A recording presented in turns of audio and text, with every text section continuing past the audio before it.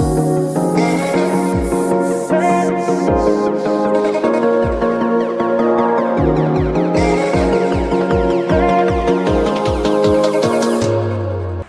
Hello hello, क्या हाल चाल। आप सबको नमस्कार। Welcome to the platform of Physics Navigator. कैसे हैं आप लोग? कैसी चल रही है आप लोगों की पढ़ाई? मैं उम्मीद करता हूं कि आप सब ठीक होंगे और आपकी पढ़ाई बहुत अच्छी चल रही होगी, झकास चल रही होगी। आप छक्के छुड़ा रहे होंगे हर एक क्वेश्चन के, और थ्योरी और कॉन्सेप्ट आपके बहुत अच्छे से क्लियर हो रहे होंगे, क्योंकि आपको जो कंटेंट दिया जा रहा है बहुत अच्छा कंटेंट है। इतना अच्छा कंटेंट है ना कि आप इसका मुकाबला कर ही नहीं सकते। मतलब कमर तोड़ कंटेंट है। कमर तोड़ भी बोल सकते हैं, हाथ तोड़ भी बोल सकते हैं, दिमाग तोड़ भी बोल सकते हैं, और कॉपी फाड़ भी बोल सकते हैं। समझ रहे हैं ना? तो चलिए, मैं क्लास शुरू करने से पहले मैं आपसे कुछ बातें करना चाहता हूँ। आज आपको मैं क्लास मतलब 2-3 दिनों से क्लास नहीं दे पा रहा था। क्लास इसलिए नहीं ले पा रहा था क्योंकि मेरी तबीयत थोड़ी सी डैमेज हो गई थी। थोड़ा मुझे फीवर हो गया था, और फीवर के चलते मेरा मतलब माथा जो है थोड़ा दर्द कर रहा था, जिसके चलते मैं क्लास नहीं लिया। और मैं आज थोड़ा सा वेल फील कर रहा हूँ, इसीलिए मैं सोचा कि आज क्लास ले लूँ। लेकिन पूरी तरह से ठीक नहीं हुआ, लेकिन क्लास लेना ज़रूरी था, क्योंकि बहुत दिन हो गया था और हमको ही मन नहीं लग रहा था बिना क्लास का। समझ रहे हैं ना? क्योंकि ये जो चीज़ है मेरा पैशन है, और जहाँ जुनून है वहाँ तो मज़ा आता ही है। तो चलिए आज का क्लास चालू करते हैं, जहाँ पे मैं आपको बहुत सारा क्वेश्चंस कराऊंगा और वेरिएशन ऑफ स्लोप के बारे में पढ़ाऊंगा। तो चलिए पहले स्टूडेंट्स के कुछ क्वेरीज देख लेते हैं। कुछ क्वेश्चंस हैं जिन्हें स्टूडेंट्स को फील नहीं आया था, मैं उसको पहले अच्छे से समझा दे रहा हूँ। उसके बाद मैं टॉपिक की तरफ मूव करूँगा कि आज का टॉपिक जो है मैं उसको बहुत धमाके से फिर समझाऊँगा। ठीक है, देखिए यहाँ पे पहला जो क्वेरी है स्टूडेंट का, वो है y equal to root X. एक स्टूडेंट है राहुल मिश्रा, उसने ये पूछा था कि सर ये y equal to root x का ग्राफ जो है हमको फील नहीं आया अच्छे से। अरे बबुआ, ये जो है ना, ये इसको ऐसे भी लिख सकते हैं, S equal to X equal to Y square. Same बात है, ये लिखो या ये लिखो। और मैंने आपको क्या बताया था? मैंने आपको जब पैराबोलिक ग्राफ बताया था, पैराबोलिक ग्राफ, तो उसका इक्वेशन क्या था? उसका इक्वेशन था y directly proportional to x square. और इसमें एक बात और बताई थी कि जिसका पावर कम कटोरा उसके हाथ में। तो इसका ग्राफ कैसे बनेगा? ये हुआ y और ये हुआ x। तो जिसका पावर कम कटोरा उसके हाथ में। पावर कम किसका? y का। तो कटोरा इसके हाथ में थमा दो, ये बना ना, ये ग्राफ बनेगा इसका। आया समझ में आपको? देखिए वैसे ही ये ग्राफ है, वैसे ही ये ग्राफ है। देखिए कैसे, y is equal to root x का ग्राफ बनाइए, या x equal to Y square का ग्राफ बनाइए। सेम बात तो है, क्योंकि x जो है यहाँ से रूट जाएगा तो वाई स्क्वायर, तो x equal to Y square हो जाएगा। तो ये ग्राफ है, ठीक है। तो यहाँ पे y हो गया और यहाँ पे x हो गया, ठीक है। देखते रहिए बहुत बढ़िया से। तो मैं बोला था कि जिसका पावर कम कटोरा उसके हाथ में। पावर कम किसका? इसमें देख लीजिए या इसमें देख लीजिए, सेम आंसर आने वाला है। देखिए तब आपको फील आएगा, तब आपको अच्छे से समझ में आएगा। देखिए जिसका पावर कम कटोरा उसके हाथ में। पावर कम किसका? इसमें x का पावर कम है, क्योंकि x का जो पावर है ना, यहाँ पे अगर आप इसको लिखते हैं तो इसको ये भी लिख सकते हैं x का पावर हाफ। x का पावर हाफ लिख सकते हैं। इसको क्या लिख सकते हैं? यहाँ लिखता हूँ मैं, इसको क्या लिख सकते हैं? x का पावर हाफ भी लिख सकते हैं। इसको x का पावर हाफ है लिखा हुआ है। तो जिसका पावर कम कटोरा इसके हाथ में, यहाँ पावर 1 है और यहाँ पावर हाफ था। तो x का पावर जो है ना वो कम है, इसीलिए कटोरा इसी के हाथ में आएगा, कटोरा इसी के हाथ में आएगा। और यहाँ पर भी देख लीजिए x का पावर यहाँ पर भी कम है, इसीलिए कटोरा इसके हाथ में आएगा। तो दोनों का ग्राफ सेम ही बनेगा। आया समझ में आपको? चलिए दूसरा ग्राफ। दूसरा मैं इसको समझाने के लिए मैं आपको एक और समझा देता हूँ बहुत अच्छे से, तब ये समझ में आएगा। अब देखिए यहाँ पे मैं आपको ये समझाऊँ कि पहला ग्राफ जो है आप ड्रॉ कीजिए y directly proportional to x में। दूसरा ग्राफ आप ड्रॉ कीजिए y directly proportional to x square में। और तीसरा ग्राफ ड्रॉ कीजिए आप y directly proportional to root X में, ठीक है। तो इससे आपको फील आएगा। और चौथा ग्राफ मैं आपको बताऊँ तो आप ड्रॉ कीजिए y directly proportional to x cube में, ठीक है। ये ग्राफ ड्रॉ कीजिए, फिर आपको मैं फील आएगा। ये भी एक क्वेरी है स्टूडेंट का, ये भी एक स्टूडेंट ने पूछा था। देखिए यहाँ पे एक ही में ड्रॉ करना है सबका। देखिए ये y हुआ, ये x हुआ। अब y directly proportional to x है, तो इसका ग्राफ भाई कैसे ड्रॉ होगा? सीधी सी बात है, ये जो है अपना y इक्वल टू mx प्लस c वाला है। मतलब ये स्ट्रेट लाइन ग्राफ का इक्वेशन है। मतलब स्ट्रेट लाइन ग्राफ में y directly proportional to x होता है, तो ऐसे बन गया ये तो आपको समझ में आया। पूरा स्ट्रेट लाइन बनेगा, स्ट्रेट लाइन बनाओ इसको, पूरा ये स्ट्रेट लाइन बनेगा। तो ये किसका हो गया? y directly proportional to root x का, ठीक है। आया समझ में आपको? अब देखिए, अब y directly proportional to x square है, मतलब जिसका पावर कम कटोरा उसके हाथ में। पावर किसका कम है? y का, तो इसके हाथ में कटोरा जाएगा। आइए आ गया, ये हो गया y directly proportional to x square. अब दूसरा का देखिए, ये तीसरा y directly proportional to root x, मतलब जिसका पावर कम कटोरा उसके हाथ में। पावर कम किसका? x का पावर कम है, क्योंकि x का पावर हाफ है यहाँ पे। ये अगर रूट हटेगा तो ये हाफ आ जाएगा, ठीक है। तो x का पावर कितना है यहाँ पे? x का पावर हाफ है, तो x का पावर हाफ है तो कटोरा इसी के हाथ में आएगा। तो दे दीजिए इसके हाथ में कटोरा। ये हुआ y directly proportional to x का पावर हाफ, और यहाँ पे लिख दीजिए y directly proportional to root x का। ये ग्राफ हुआ। अब है y directly proportional to x cube का ग्राफ। तो y directly proportional to x cube का ग्राफ जो है ना, इसका ग्राफ तो बना स्ट्रेट लाइन, इसका ग्राफ बना पैराबोला, इसका भी ग्राफ बना पैराबोला, लेकिन इसका बनेगा ना, वो बनेगा पैराबोला लाइक, पैराबोला लाइक। अब ये ग्राफ तब आपको समझ में आएगा y directly proportional to x cube का, जब इस ग्राफ को आप बहुत अच्छे से एनालाइज कीजिएगा। इसको एनालाइज कीजिए बहुत अच्छे से। कैसे कर सकते हैं इसको एनालाइज? देखिए, एक्स का पावर जो है, मतलब एक्स का पावर जब 1 है तो ग्राफ पूरा मतलब स्ट्रेट लाइन है। जब एक्स के पावर जब 1 है, उस 1 से अगर कम पावर है तो ग्राफ ऐसे नीचे झुका हुआ है, 1 से ज़्यादा पावर है तो ग्राफ ऊपर उठा हुआ है। आया है समझ में? आया मैं क्या बोल रहा हूँ? जब एक्स का पावर 1 है तो ग्राफ पूरा मतलब स्ट्रेट लाइन है, मिड में है, ठीक है। जब एक्स का पावर एक से कम हो गया, एक्स का पावर 1 से कम हो गया मतलब हाफ हो गया, तो ग्राफ झुका हुआ है। 1 से ज़्यादा पावर हो गया तो ग्राफ ऐसे उठा हुआ है, मतलब वाई की तरफ है, पैराबोला वाई की तरफ है। आया समझ में आपको? अगर एक्स क्यूब हो जाए तो ये पैराबोला लाइक हो जाए, कुछ ऐसे निकल जाएगा, यहाँ से निकलेगा कुछ ऐसे। आया आपको समझ में? यहाँ से निकलेगा ये बन गया इसका ग्राफ। आया समझ? यहाँ से निकलेगा, तो ये हो गया y directly proportional to x cube का ग्राफ। एक्स का पावर 4 होता तो और ऐसे झुक जाता, और ऐसे आके ऐसे यहाँ से झुक जाता। एक्स का पावर 5 रखा और झुक जाता, मतलब जितना पावर होता उतना इधर झुकते जाता इसकी तरफ, वाई की तरफ। आया समझ में आपको? तो चलिए इसे नोट कीजिए। तो ये 3rd नंबर क्वेरी है, sine theta versus theta, sine theta versus theta का। आइए पहले मैं इसको बताता, फिर कॉस थीटा वर्सेस थीटा का बताऊँगा। साइन थीटा वर्सेस थीटा मतलब साइन थीटा लिख दिया तो ये वाई एक्सिस पे आएगा, थीटा लिख दिया तो ये एक्सिस पे आएगा। मतलब वर्सेस से जो पहले वाला होता है वो वाई एक्सिस पे आता है, और वर्सेस से जो बाद वाला होता है वो एक्स एक्सिस पे आता है। तो इसको ड्रॉ कीजिए। ये हो गया आपका,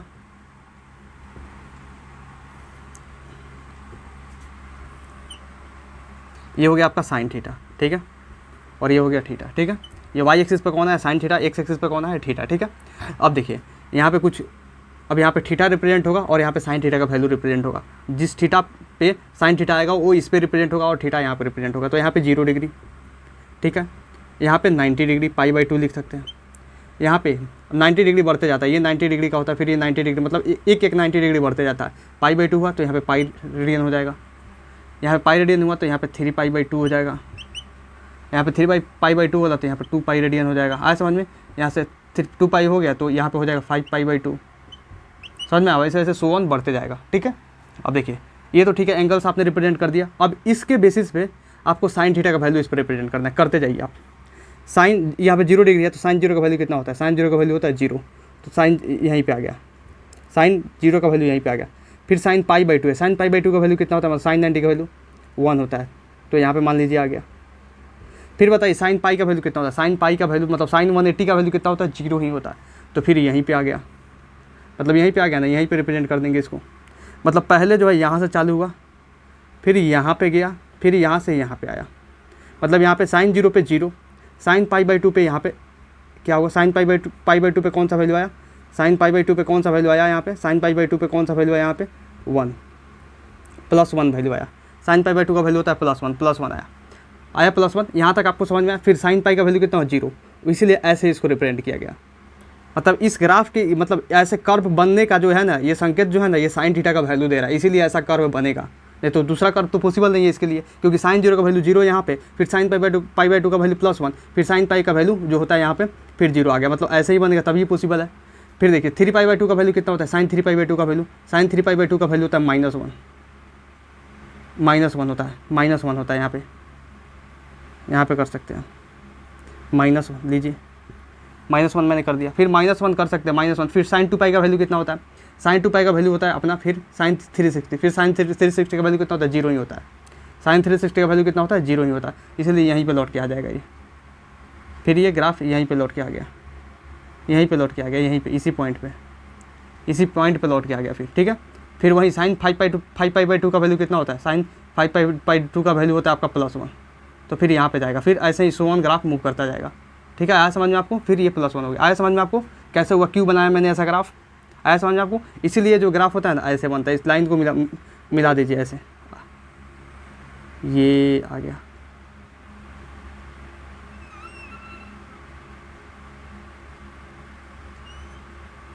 इस लाइन को मिला दीजिए ऐसे, इसीलिए ग्राफ जो होता है साइन थीटा वर्सेस थीटा का ऐसे बनता है। आया समझ में आपको? और यहाँ से 0 से चालू होता है। क्यों होता है चालू? क्योंकि साइन थीटा का वैल्यू डिसाइड कर रहा है। यहाँ पे थीटा तो आपने डाल दिया, लेकिन साइन थीटा का वैल्यू जो है ना यहाँ पे डिसाइड करता है। और ये रेंज जो होता है ना, इसीलिए साइन थीटा का जो होता है ना, साइन थीटा का मैक्सिमम वैल्यू, साइन थीटा का मैक्सिमम वैल्यू +1 और -1 के बीच में होता है। मतलब साइन थीटा का जो रेंज होता है ना वो +1 -1 के बीच में होता है। साइन थीटा का मैक्सिमम वैल्यू ये है, साइन थीटा का जो है ना, साइन थीटा का ये मैक्सिमम वैल्यू हो गया आपका +1, और ये साइन थीटा का मिनिमम वैल्यू हो गया -1। तो रेंज यही से ना पड़ा था। देखिए फील कराता हूँ आपको दूसरे तरीके से। रेंज देखिए, रेंज क्या पढ़ा था आपने कि जो साइन थीटा का वैल्यू होता है ना, साइन थीटा का वो -1 से बड़ा होगा, -1 से बड़ा होगा इसके बराबर, या +1 से छोटा होगा। तो देखिए ना, साइन थीटा का वैल्यू इसी के बीच में तो बह रहा है, +1 नहीं तो -1, +1 तो -1, +1 -1, +1 -1, +1 -1। आया आपको समझ में? चलिए इसे नोट कीजिए, बहुत अच्छे से फील आया होगा। Cos theta versus theta graph. अब इसका ग्राफ कैसे ड्रॉ होगा, देखिए ये आपका हो गया यहाँ पे कॉस थीटा,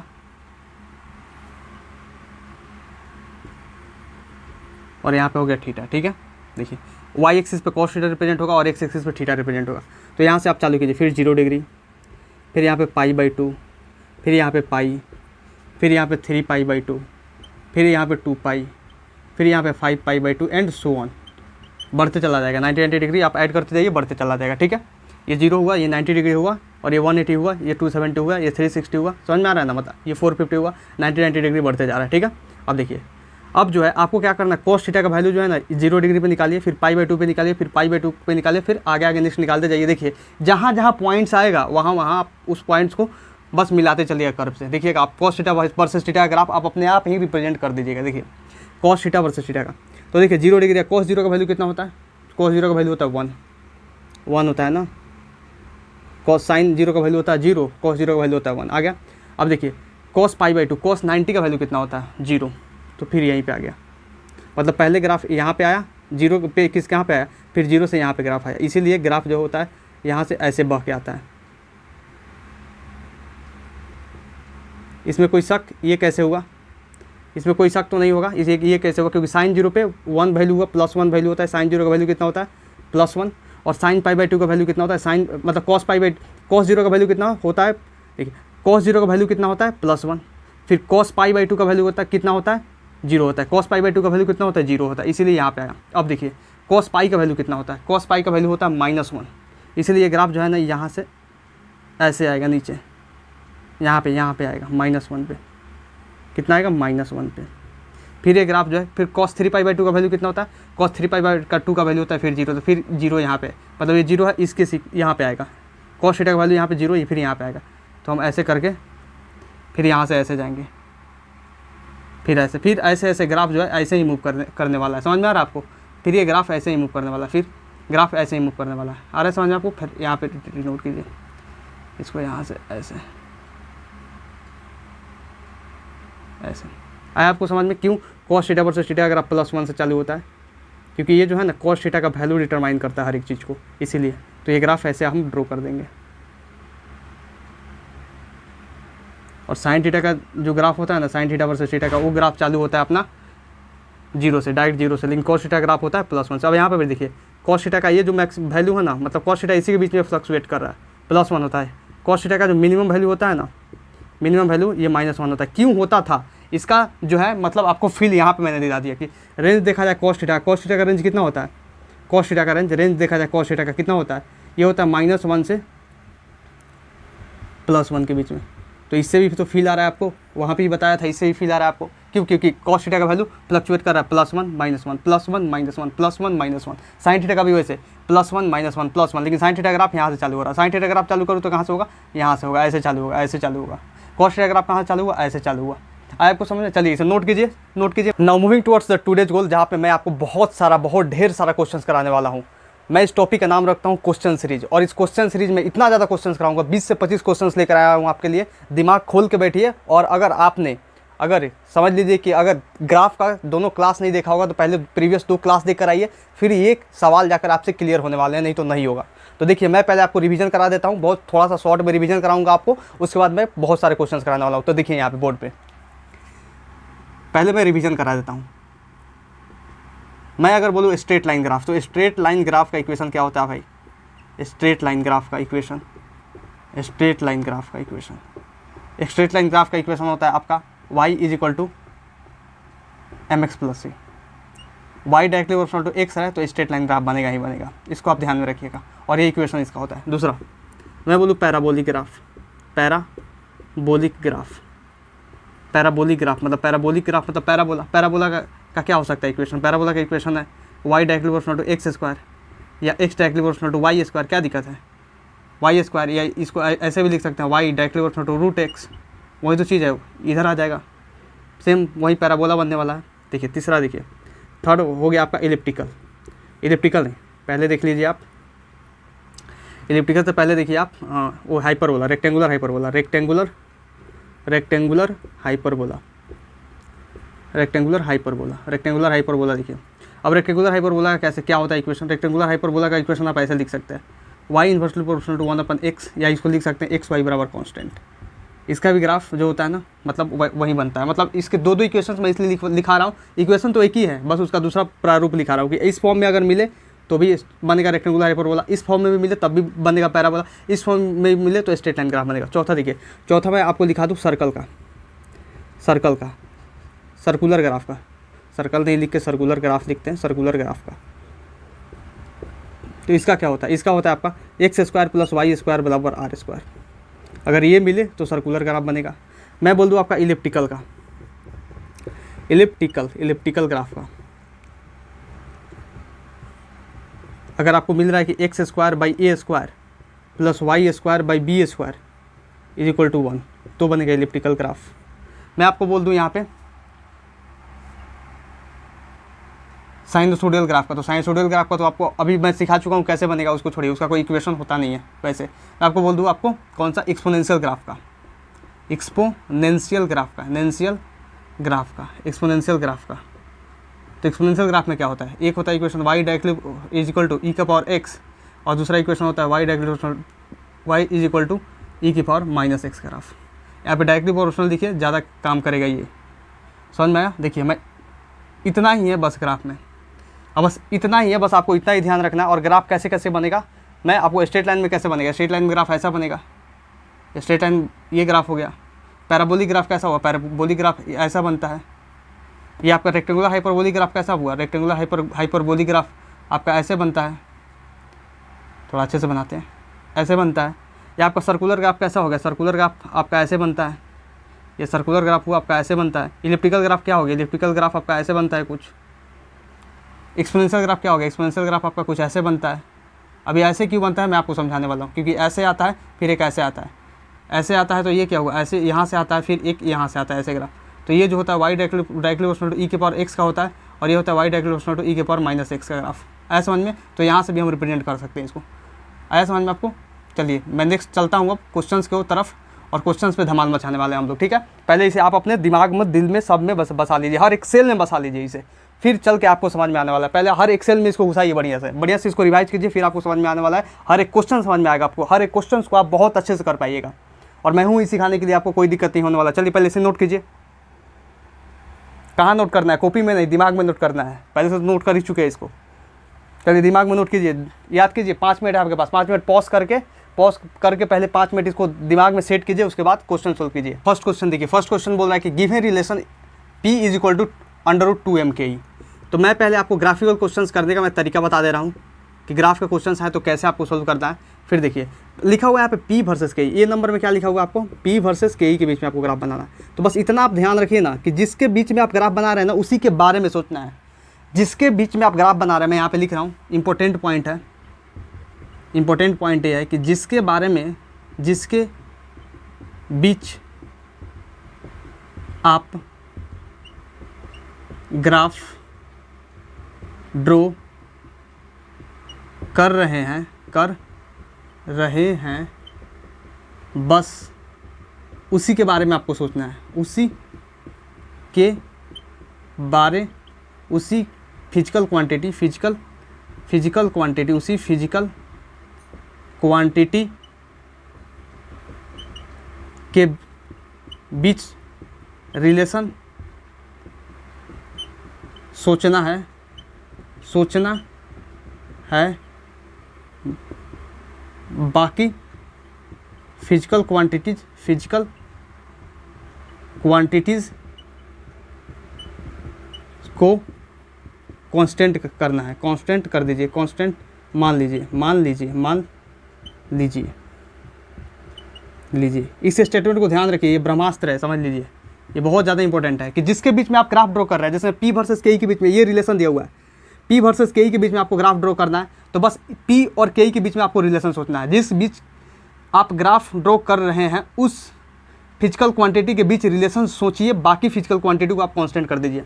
यहाँ पे 2 है, कोई फिजिकल क्वांटिटी है नहीं, ये नंबर है, एक तो कांस्टेंट है तो कांस्टेंट है ही।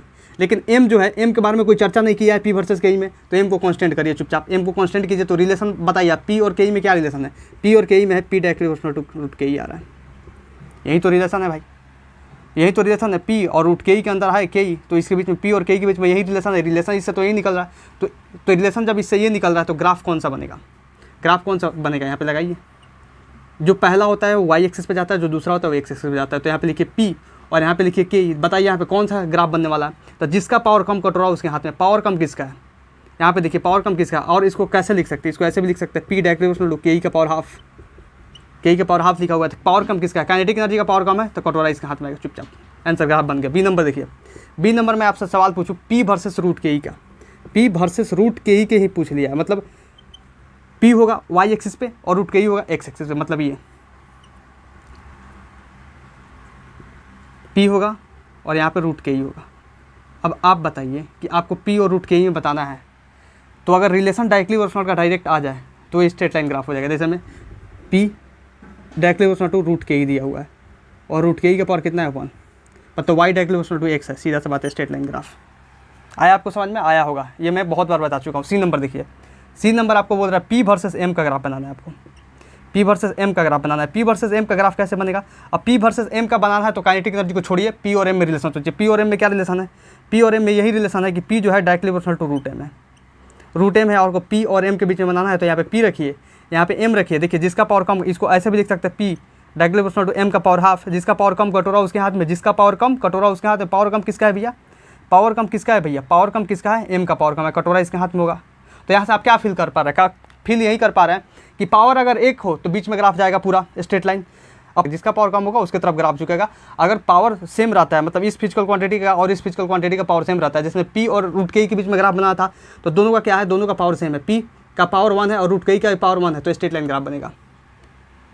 लेकिन अगर जिसका पावर अगर कम हो गया तो उसके तरफ ग्राफ झुक जाएगा। आज समझ में आपको? ये फील देखिए, ये लॉजिकल भी आप ऐसे सोच सकते हैं, लॉजिकल भी सोच सकते हैं। ग्राफ तो है कि आप हाँ फॉर्मूला रट लिए तो ऐसे ऐसे करके ग्राफ बना दीजिए, लेकिन एक बार लॉजिकल थिंकिंग जैसे डेवलप हो जाएगा ना, वैसे बहुत ज़्यादा मजा आने वाला है। चलिए इसे नोट कीजिए, मैं नेक्स्ट क्वेश्चन की तरफ मूव करता हूँ। नेक्स्ट क्वेश्चन है कि गिवन रिलेशन, एक रिलेशन दिया हुआ है, फिर ये ग्राफ ड्रॉ करना है आपको। तो रिलेशन क्या है? पहले आप रिलेशन लिखिए। यहाँ पे रिलेशन ये दिया हुआ कि T is equal to 2 pi root L/G। अब इसी पे सारा खेला होने वाला है, इसी पे सारा खेला होने वाला है। पहला ग्राफ बोला आपको, पहला आपको ग्राफ ड्रॉ करना T वर्सेस L का। चलिए कीजिए, T वर्सेस L का ग्राफ ड्रॉ करना है तो आपको T और L में रिलेशन सोचना है, इंस्टीड ऑफ जो अगर इससे अलग कोई अगर दिया हुआ है फिजिकल क्वांटिटी उसको कांस्टेंट मानकर। G तो ऑलरेडी कांस्टेंट होता है, 2 पाई ऑलरेडी कांस्टेंट होता है, तो इस और इसके T और L के बीच में क्या रिलेशन है? T और L के बीच में ये रिलेशन है कि T जो है directly proportional to root L होता है, T directly proportional to root L होता है। T जो होता है डायरेक्टली प्रोपोर्शनल होता है रूट L के, ठीक है। जब डायरेक्टली प्रोपोर्शनल होता है और T और L में ग्राफ बनाना है तो बनाइए। यहाँ पे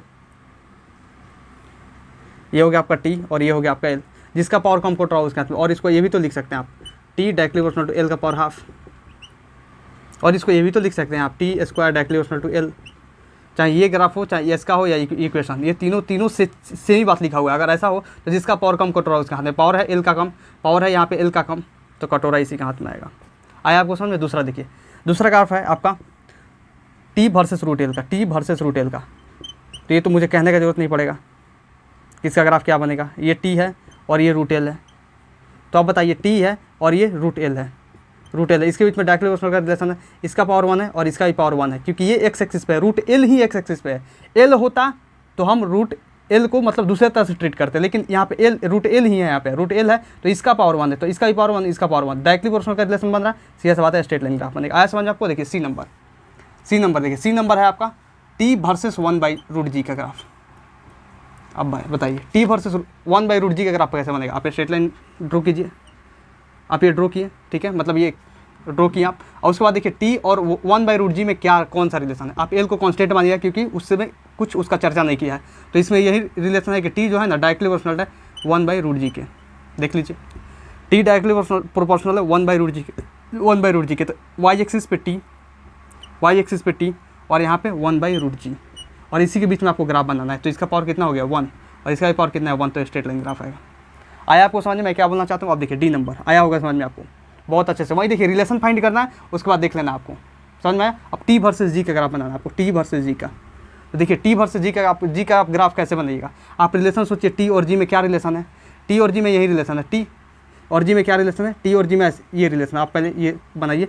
और टी और जी में क्या रिलेशन है कि टी जो है ना, टी है डायरेक्टली प्रोपोर्शनल है 1/√g के। और टी और जी में आपको अगर ग्राफ बनाना है तो आप क्या कीजिए, आप यहाँ पे क्या आएगा, रेक्टेंगुलर हाइपरबोला लाइक आने वाला है ग्राफ। कैसे? यहाँ पे आ जाएगा टी और ये जी है इधर आएगा, मतलब √g। इसको ये भी लिख सकते हैं टी और यहाँ पे √g = कॉन्स्टेंट लिख सकते हैं ना, या लिख सकते हैं टी जी का पावर हाफ = कॉन्स्टेंट, ये भी लिख सकते हैं। और ये जो होता है ना, ये अगर ऐसा लिखा हुआ है कुछ, अगर ऐसा कुछ लिखा हुआ है तो ग्राफ कैसा बन जाता है? ग्राफ बन जाता है आपका मतलब रेक्टेंगुलर हाइपरबोला, मतलब रेक्टेंगुलर हाइपरबोला लाइक। आया समझ में आपको कैसे हुआ ये? चलिए ये हो गया डी नंबर। ई नंबर देखिए, ई नंबर ग्राफ तो आपको बता चुका हूँ मैं, T² वर्सेस एल का। यही है ना भाई, सीधा सा आप इसका ग्राफ ड्रॉ कीजिए या उसका ग्राफ ड्रॉ कीजिए, दोनों बात सेम ही है। आइए मैं कर देता हूँ इसको, T² वर्सेस एल का। जिसका पावर कम कट रहा है उसके हाथ में, पावर कम किसका है भैया? पावर कम है एल का, तो कट रहा है इसी के हाथ में जाएगा, मतलब सेम ग्राफ बनेगा उसका और इसका। आया समझ में आपको? फील आ रहा होगा। हर एक ग्राफ जो है नंबर, मैंने हर एक वैरायटी दिया हुआ है। समझ लीजिए कि ये जो है ना आपके दिमाग को खोल कर रख देने वाला है। ऐसा ग्राफ दिमाग को खोल कर रख देगा, मतलब कहीं से कुछ नहीं छूटने वाला है। चलिए पहले इसे नोट करें, नोट कीजिए फटाक से। Now moving towards the next question. Next question देखिए, नेक्स्ट क्वेश्चन अपने से सोल्व कीजिए। अगर आप ये क्वेश्चन अपने से सोल्व कर देना तो समझ लीजिए आपका नीट में 4 मार्क्स पक्का है, क्योंकि इसमें ये जो क्वेश्चन है ये नीट में आया हुआ है। नीट 2024 का ये क्वेश्चन है, नीट 2024 का। बताइए कितना आसान ये सवाल है, आप कीजिएगा तो पता चलेगा बहुत आसान है, क्योंकि इस वैरायटी का क्वेश्चन मैं क्वेश्चन नंबर 2 में करा चुका हूँ आपको। देखिए अब इसको कैसे सोल्व करेंगे, आपको पहले क्या करना है, देखना है कि इन दोनों में क्या रिलेशन है। भाई रिलेशन क्या है इसमें? रिलेशन यही बैठ रहा है कि लेमदा जो है डायरेक्टली प्रोपोर्शनल टू, लेमदा जो है वो है डायरेक्टली प्रोपोर्शनल टू 1/√k के। ठीक है, यहाँ से आ रहा है, पता चल रहा है, क्योंकि h कांस्टेंट है, 2 कांस्टेंट है, m कांस्टेंट हो जाएगा। आ रहा है समझ में आपको? देखिए यहाँ पे तो आप ग्राफ कैसे ड्रॉ कीजिएगा? पहला के लिए, फर्स्ट के लिए लेमदा और 1/√k के बीच में आपको ग्राफ ड्रॉ करना है, लेमदा और 1/√k के बीच में। तो ये देखिए इसका भी पावर 1 और इसका भी पूरे का पावर 1, तो y directly proportional to x है, स्ट्रेट लाइन ग्राफ। ऐसा समझ आपको? देखिए बी नंबर। अब बी नंबर को कैसे सोल्व कीजिएगा? बी नंबर को ऐसे, फिर इसमें रिलेशन देखिए, आप लेमदा और के में देखना चाहते हैं ना, तो लेमदा और के के ग्राफ आपको ड्रॉ करना है। तो आप देखिए लेमदा जो है डायरेक्टली प्रोपोर्शनल टू 1/√k है, मतलब इसको आप ऐसे भी लिख सकते हैं कि लेमदा इंटू √ke बराबर कॉन्स्टेंट लिख सकते हैं ना। तो ये जो है कि क्या रेक्टेंगुलर हाइपरबोला लाइक आएगा कि नहीं? Rectangular hyperbola like, hyperbola like, rectangular hyperbola like, मतलब ऐसा ग्राफ आ जाएगा। ऐसा आया समझ में आपको? चलिए आया होगा समझ में आपको। चलिए ये क्वेश्चन जो है बहुत दमदार क्वेश्चन था, बहुत सारे स्टूडेंट्स को मतलब कन्फ्यूजन हो गया था, वो क्या रेक्टेंगुलर हाइपरबोला बनाकर आ गए थे ग्राफ। इस ग्राफ को बहुत सारे स्टूडेंट्स ने मतलब ऐसा ड्रॉ कर दिया था, जिसके चलते उनका मार्क्स बहुत सारा कट गया। चलिए इसे नोट कीजिए फटाक से। नेक्स्ट क्वेश्चन देखिए, नेक्स्ट क्वेश्चन 4 नंबर है। आपको ग्राफ ड्रॉ करना है, ई वर्सेस आर में रिलेशन दिया हुआ है, E = KQ/R²। ठीक है, ये आपको इलेक्ट्रिक फील्ड का फॉर्मूला है जो आपको पढ़ना है इलेक्ट्रिक चार्जेज इन फील्ड्स में। ठीक है, क्लास 12 में। अब देखिए यहाँ पे एक ग्राफ बनाने के लिए आता है, तो ई और आर के बीच में आपको ग्राफ ड्रॉ करना है। पहला ई वर्सेस आर, तो ई वर्सेस आर ग्राफ ड्रॉ करना है आपको। तो ई और आर के बीच में रिलेशन सोचिए, क्या सोच सकते हैं आप? ई और आर के बीच में क्या रिलेशन सोच सकते हैं आप? ये रिलेशन सोच सकते हैं कि ई जो है ई वो इन्वर्सली प्रोपोर्शनल है R² के, सीधी सी बात है। और ई और आर में आप ग्राफ बनाइएगा तो क्या बनेगा? आप यहीं बनाइएगा कि सर ई और आर में जो है ना, ई और आर में ये ग्राफ बनेगा कि E/R² बराबर कॉन्स्टेंट आ रहा है,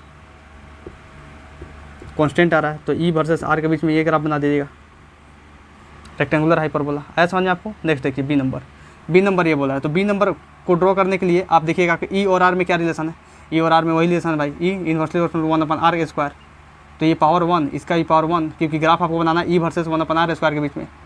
तो बनाइए ये बी नंबर के लिए, ई वर्सेस 1/R² के बीच में ग्राफ बनाना है।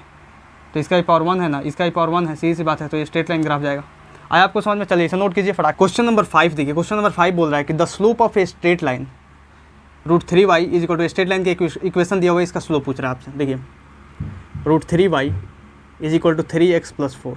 ठीक है, सॉल्यूशन। अब यहाँ पे आपको स्लोप निकालना है, तो स्लोप निकालने के लिए क्या करना पड़ेगा? स्लोप में क्या होता है? y = mx + c में स्लोप क्या होता है? m होता है भैया। तो इस फॉर्म में पहले इक्वेशन को अप्लाई, इस इक्वेशन को है जब इस इक्वेशन को इस फॉर्म में लाइए आप, तो लाइए y इज इक्वल टू क्या हो जाएगा, √3 को भेजिए इधर, 3/√3, ये x + 4/√3, क्या दिक्कत है, ठीक है। चलिए y इज इक्वल टू कितना हो जाएगा, ये हो जाएगा √3x, ये प्लस हो जाएगा 4/√3, मतलब ये हो गया y, ये हो गया m, ये हो गया x और ये हो गया c, सीधी सी बात है। तो m का वैल्यू कितना आया, m का वैल्यू आया √3 हुआ, मतलब यहाँ पे tan थीटा का वैल्यू √3 आया ना, tan थीटा का वैल्यू √3 आता है, यहाँ पे √3 तो आंसर हो जाएगा। लेकिन मैं आपसे अगर पूछ देता कि एंगल बताइए, मतलब थीटा फॉर विच, मतलब थीटा बताइए इसमें tan थीटा मतलब m आया इतना √3, तो उस जो स्लोप हुआ उस स्लोप में एंगल कितना बनेगा, एंगल जो बनेगा tan थीटा √3 है, तो tan थीटा किस मतलब एंगल पर √3 का वैल्यू आता है, tan में किस एंगल पर √3 का वैल्यू आता है, ये आता है tan 60 पे, तो tan थीटा हो जाएगा √3 मतलब tan 60, तो थीटा बराबर हो जाएगा आपका 60 डिग्री। अगर ये एडिशनल सवाल होता तो ऐसे बनता, समझ में आया आपको, तो घबराना नहीं है सवाल को देखिए। नेक्स्ट क्वेश्चन देखिए, नेक्स्ट क्वेश्चन जो है ये भी बहुत आसान सा क्वेश्चन है, बोला हुआ इतना बड़ा सवाल लिखा हुआ है, बस देखिए इसमें ये बस चिंदी सा सवाल है। देखिए the spring force is given by F बराबर -kx, F बराबर -kx दिया हुआ है, ठीक है, ये रिलेशन दिया हुआ है, अपना रिलेशन इसको पकड़ना है, ठीक है।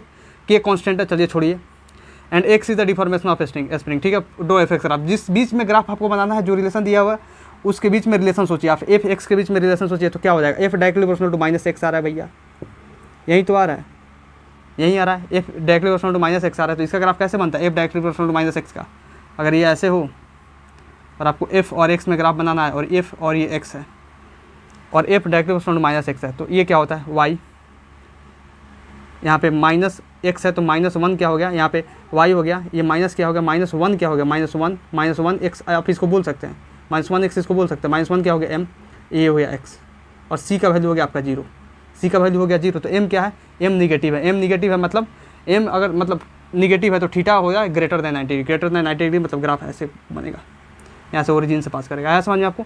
चलिए इसे नोट कीजिए फटाक से। यहाँ पे क्वेश्चन नंबर 8 को देखिए, क्वेश्चन नंबर 8 बोल रहा है आपका कि for positive slope which of the following is true, मतलब पॉजिटिव स्लोप का मतलब क्या होगा कि m का वैल्यू जो है ना आपका पॉजिटिव आना चाहिए, मतलब tan थीटा पॉजिटिव आना चाहिए, ठीक है ना, tan थीटा पॉजिटिव, मतलब ये कब होता है, ये केस कब होता है, tan थीटा पॉजिटिव कब होता है, जब थीटा जो हो लेस देन 90 डिग्री हो, तो theta less than 90 degree, B answer सही होगा। लेकिन आपको पूरा ऑप्शन भी तो पढ़ना है, ए में भी तो वही दिया हो, theta less than 90 degree, theta तो यहाँ पर भी लेस देन 90 डिग्री है, यहाँ पर भी थीटा लेस देन 90 डिग्री, तो ए भी सही होगा, मतलब आप कह सकते हैं डी सही होगा, both A and B are true, सही है, both A and B true होगा, ठीक है। 9 नंबर क्वेश्चन देखिए, 9 नंबर क्वेश्चन बहुत आसान है, find the slope of the given graph, अपने सोल्व कीजिए इसे। स्लोप फाइंड करना, स्लोप मतलब क्या, मैं बोलूँगा स्लोप आपको फाइंड करना tan थीटा, मैं बोलूँगा स्लोप आपको समझना है tan थीटा, tan थीटा क्या होता है, परपेंडिकुलर अपन बेस, तो ये हो गया आपका, ये थीटा होता है, आपको पता है ना कि एक्स एक्सिस है एंटी क्लॉकवाइज डायरेक्शन में देखा है, तो ये थीटा हुआ, तो इसके सामने वाला मतलब यहाँ से tan थीटा अगर हम देखेंगे तो परपेंडिकुलर और ये बेस 20/5, मतलब tan थीटा कितना आ गया आपका 20 मतलब बाई 5 मतलब 4। आपसे मैं अगर पूछता कि थीटा बताइए तो थीटा कैसे आप लिखते हैं, मैं आपको सिखा चुका हूँ, ऐसे थीटा लिखने का तरीका है tan इनवर्स 4। अगर एंगल निकालने के लिए बोलता तो ऐसे निकालते। वैसे मैं आपसे पूछा था स्लोप ही, मात्र स्लोप पूछा था, तो स्लोप का वैल्यू कितना आ जाएगा आपका, स्लोप का वैल्यू 4 आ जाएगा, आया समझ में आपको। चलिए इसे नोट कीजिए। नेक्स्ट क्वेश्चन नंबर आप 10 देखिए, 10 नंबर क्वेश्चन ये बोल रहा है आपका कि what is the equation of a straight line having slope √3 and y intercept -2। ये तो बहुत आसान है, आपको y = mx + c में लाना पड़ेगा, क्योंकि स्ट्रेट लाइन बोल दिया है तो इस फॉर्म में आपको इक्वेशन लाना पड़ेगा, यही इक्वेशन और इस फॉर्म में आपको लाना है। तो y = स्लोप कितना दिया हुआ, स्लोप का वैल्यू ऑलरेडी आपको दे दिया √3, y इंटरसेप्ट मतलब c का वैल्यू -2, तो रखिए यहाँ पे m की जगह पर रखिए आप √3x और यहाँ पे c की जगह पर कितना रखिएगा -2, √3x -2। आपको समझे, तो ये इक्वेशन हो गया। अगर मैं आपको बोल देता कि आप इसका अगर ये बनाए ग्राफ बनाए तो कैसे बनाते हैं आप ग्राफ, बताइए ग्राफ बनाइए, चलिए इसका ग्राफ बनाइए। तो ग्राफ ये है कि यहाँ पे m जो है √3 है, मतलब m जो है पॉजिटिव है, m पॉजिटिव है तो tan थीटा कितना होगा, m पॉजिटिव है तो थीटा लेस देन 90 डिग्री, जब थीटा लेस देन 90 डिग्री और थीटा लेस देन 90 डिग्री तो ग्राफ ऐसे कट करेगा और इंटरसेप्ट जो है -2 है, मतलब निगेटिव है, तो इंटरसेप्ट यहाँ पे हो गया -2 और थीटा जो है यहाँ पे लेस देन 90 डिग्री। ऐसा समझ में, y वर्सेस x का ये ग्राफ बन जाता, ठीक है। देखिए नेक्स्ट देखिए, सवाल के अंदर सवाल करना है, समझ रहे हैं ना, पूरा ऐसे एनालाइज करके सवाल को सोल्व कीजिए, हर एक क्वेश्चन को कि उसके अंदर क्या सवाल बन सकता है, और तब देखिए कितना मजा आता है फिजिक्स में। और फिजिक्स का एक भी क्वेश्चन आपसे आपके एग्जाम में नहीं छूटेगा तो नहीं छूटेगा, मैं गारंटी दिलाता हूँ।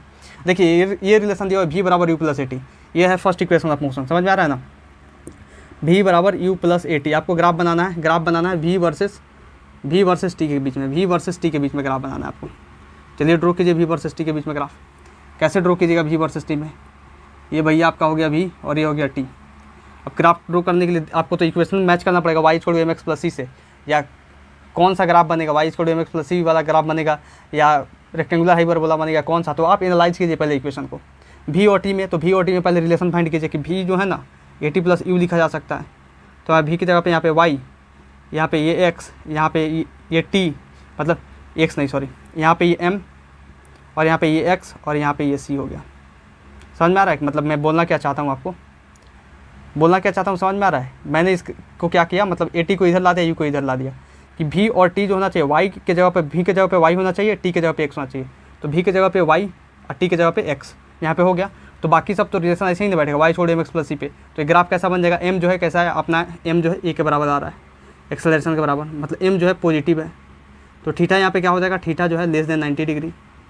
सी कैसा है यहाँ पे, सी देखिए, सी जो है यहाँ पे पॉजिटिव है, सी जो है पॉजिटिव है, मतलब यू के बराबर है, सी पॉजिटिव है। तो सीधी सी बात है, एम पॉजिटिव सी पॉजिटिव, एम पॉजिटिव सी पॉजिटिव का ग्राफ कैसा बनता है, ऐसे बनता है।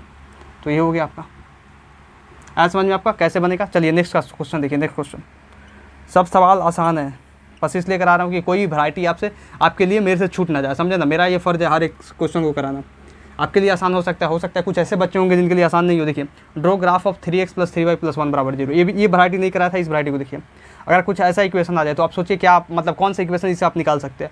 प्लस प्लस दिया हो तो सही सी बात है कि कोई इक्वेशन तो आपने ऐसा पढ़ा नहीं है जिसमें इतना प्लस होगा, मतलब ऐसे ये तो स्ट्रेट लाइन का मतलब इक्वेशन, मतलब इससे बनने वाला है, बनाइए इसे। तो y = mx + c के फॉर्म में लाइए इसको। तो ये 3y हो गया, आप उधर क्या कीजिए 3x भेजिए -3x -1, आप ऐसा तो ले लिख सकते हैं ना, 3x को भेजो उधर 1 को भेजो तो -3x -1। अब y = इसको लिख सकते हैं -3 बाई ये 3 नीचे आ जाएगा, ये x माइनस ये 1/3 आ जाएगा इधर। तो इसको और क्या लिख सकते हैं, y = -x - 1/3।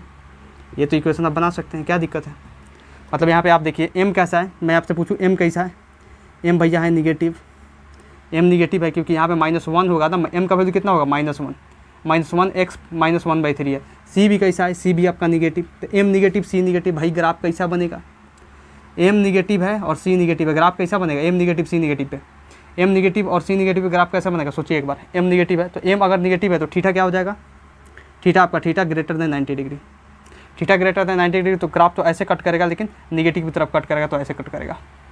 मतलब यहाँ पे c हो गया निगेटिव और m हो गया यहाँ पे थीटा ग्रेटर देन 90 डिग्री। आया समझ में आपको। चलिए इसे नोट कीजिए, फटाक से नोट कीजिए इसे। तो आइए मैं पहले आपको नेक्स्ट क्वेश्चन कराने से पहले मैं आपको एक, मतलब थोड़ी सी मुझसे मिस्टेक हो गई थी, थोड़ी सी वो स्लिप ऑफ पेन था, थोड़ा स्लिप ऑफ माइंड था, मैं आपको उस मिस्टेक को पहले सुधार देता हूँ। देखिए एक्सपोनेंशियल ग्राफ में हुआ था मुझसे, थोड़ा सा पेन का स्लिप था वो। एक्सपोनेंशियल ग्राफ, एक्सपोनेंशियल ग्राफ को कैसे ड्रॉ किया जाता है, एक्सपोनेंशियल ग्राफ को ऐसे ड्रॉ किया जाता है, जैसे मैं इक्वेशन इसका क्या होता है, y डायरेक्टली = e⁻x होता है, या होता है इसका y डायरेक्टली = e⁻−x। तो इसका ग्राफ हम कैसे ड्रॉ करते थे, इसका ग्राफ मैं आपको बताया था कि ऐसे ड्रॉ कीजिए। ये हो गया आपका y और ये हो गया x। तो इसका ग्राफ ऐसे होता है, एक ऐसे जाएगा और एक आता है ऐसे, ठीक है, आ रहा है समझ में आपको। इसे यहाँ से क्रॉस करता है, तो ये हो गया y डायरेक्टली = e⁻x का ग्राफ, और ये हो जाता है y डायरेक्टली = e⁻−x का ग्राफ। ये आपको दो बताया था ग्राफ, ठीक है, ठीक है, बताया था ना। मुझसे क्या हुआ था मिस्टेक, मुझसे यही मिस्टेक हुआ था कि मैंने क्या किया था, यहाँ से ऐसे करके यहाँ से ये लाइन क्रॉस करा दिया था, ये लाइन क्रॉस करा दिया था। वो गलत होता है, वैसे नहीं होता है ग्राफ। अगर आप ड्रॉ करते हैं, अगर यहाँ पे वैल्यू पुट करके ड्रॉ करते हैं तो ऐसे ही आएगा ग्राफ। वो मुझसे थोड़ा सा स्लिप ऑफ माइंड था और कुछ नहीं, मुझे पहले से ऐसा नहीं कि नहीं आता था, मुझे पहले से आता था, ठीक है। चलिए नेक्स्ट देखिए। नेक्स्ट मैं बता रहा हूँ कि अगर ऐसा दिया हुआ तो इसको दूसरे तरीके से कैसे आप ड्रॉ कर सकते हो। तो दूसरे तरीके से ऐसे ड्रॉ करो भाई, सही सी बात है, सेम बात है। y और x के बीच में अगर आपको ग्राफ ड्रॉ करना है तो देखिए y डायरेक्टली e⁻x है ना, e⁻x, तो इसको आप यहाँ से यहाँ तक पॉइंट छोड़ दो, आप यहाँ से भी ऐसे ड्रॉ कर सकते हो, ऐसे, ये भी सही है। यहाँ बस इतना पॉइंट, बस इतना पॉइंट इधर ड्रॉ कर दो, समझ में आ रहा है। इतना पार्ट छोड़ दो, इतना पॉइंट बस ड्रॉ कर दो, समझ में आ रहा है। देखिए नेक्स्ट, अब नेक्स्ट इसको कैसे ड्रॉ कर सकते हो। ये y है और ये x है, y e⁻−x है। अब देखिए y डायरेक्टली e⁻−x है, तो बस इतना पार्ट आप छोड़ दो, बस इतना पार्ट ही ड्रॉ कर दो। तो आप ऐसे भी ड्रॉ कर सकते हो, और आपके बुक्स में ऐसे ही ग्राफ ड्रॉ करने के लिए मिलेंगे, मतलब इस टाइप का ग्राफ आपको मिलेगा, ऐसा कभी नहीं मिलने वाला है, मतलब इस टाइप का, ठीक है। चलिए इसे नोट कीजिए। Now moving towards the next question. Next question देखिए क्या बोल रहा है। नेक्स्ट क्वेश्चन देखिए, the variation of current flow in circuit is given as, equation दिया हुआ है ये, draw graph of I versus T। अब आपका जो है सॉल्यूशन कीजिए इसे बढ़िया से, आप कर लीजिएगा इसे। ये फर्स्ट टाइम मैं आपको ऐसा क्वेश्चन दे रहा हूँ, ये पहला क्वेश्चन है जो मैं आपको नहीं कराया हूँ, मतलब इस टाइप का क्वेश्चन। देखिए ये इक्वेशन दिया हुआ है, आपको बोल रहा है आई वर्सेस टी का आपको ग्राफ बनाना है, कर दीजिए आई वर्सेस टी का ग्राफ, क्या दिक्कत है। यहाँ पे क्या दिया हुआ है, रिलेशन फाइंड कीजिए आई वर्सेस टी में, आई और टी में, तो I directly proportional to E का पावर माइनस टी आ रहा है, ये रिलेशन आ रहा है, मतलब ये आ रहा है Y directly proportional to E का पावर माइनस एक्स जैसा आ रहा है ना, ये ऐसा आ रहा है, तो ऐसा आ रहा है, तो ये कैसा ग्राफ बनता है, ऐसा ग्राफ बनता है, मैं आपको रिसेंट बताया हूँ, ऐसा समझ में आपको। चलिए तो ऐसा ड्रॉ कीजिए, ये हो जाएगा आपका आई नॉट। चलिए इसे ड्रॉ कीजिए, ये जो है कॉन्सेप्ट है, समझ लीजिए, इससे क्वेश्चन भी आता है। ऐसा अगर ग्राफ दे देगा, पूछ देगा आपसे आई नॉट करंट का वैल्यू कितना है, इनिशियल करंट फ्लो कर रहा था उसका वैल्यू कितना है, आपको फाइंड करना पड़ेगा, ठीक है। ये आप पढ़िए करंट इलेक्ट्रिसिटी में, आपको समझ में आएगा, ठीक है। देखिए यहाँ पे नेक्स्ट देखिए, नेक्स्ट जो है ना, मतलब ये कन्फ्यूजन था, एक स्टूडेंट था, उसको एक कन्फ्यूजन था कि आप, हमको फ़ोन करके बोलता है कि सर ये जो है ना दोनों का ग्राफ तो सेम ही बन रहा है, आप कैसे बता रहे हैं कि मतलब इसका ग्राफ अलग होगा और इसका ग्राफ अलग होगा, इसका ग्राफ एक्सपोनेंशियल होगा, इसका रेक्टेंगुलर हाइपरबोला होगा, दोनों का तो ग्राफ सेम ही बन रहा है। लेकिन नहीं बबुआ, ये नंबर देखो, वाई डायरेक्टली टू 1/x दिया हुआ है, मतलब y inversely proportional to x दिया हुआ है, तो इसका ग्राफ जो है ना मैं ऐसे बनाया था, आपको देखकर दोनों ग्राफ सेम कहाँ बन रहा है, ये ऐसे बनाया था, समझ में आ रहा है ना। लेकिन इसका जो ग्राफ था, इसका जो ग्राफ था y और x के बीच का, इसका ग्राफ हम आपको ऐसे बना के दिए हैं, यहाँ से क्रॉस कर रहा है, ये यहाँ पे जा रहा है, आपको पता होना चाहिए, ये यहाँ से आ रहा है ऐसे, ये पॉइंट यहाँ से आ रहा है, तो यहाँ से आकर क्रॉस कर रहा है ऐसे, और ये जो है ना ये पैरेलल जा रहा है, इसके पैरेलल जा रहा है, इसके ये पैरेलल जा रहा है, समझ में आया आपको। चलिए इसे नोट कीजिए। यहाँ पे क्वेश्चन सीरीज खत्म होता है और मैं आपको नेक्स्ट पढ़ाने वाला हूँ वेरिएशन ऑफ स्लोप, जिसमें 2 टॉपिक पढ़ाऊंगा आपको, एक स्लोप पढ़ाऊंगा और दूसरा मैग्नीट्यूड ऑफ स्लोप के बारे में बताऊंगा।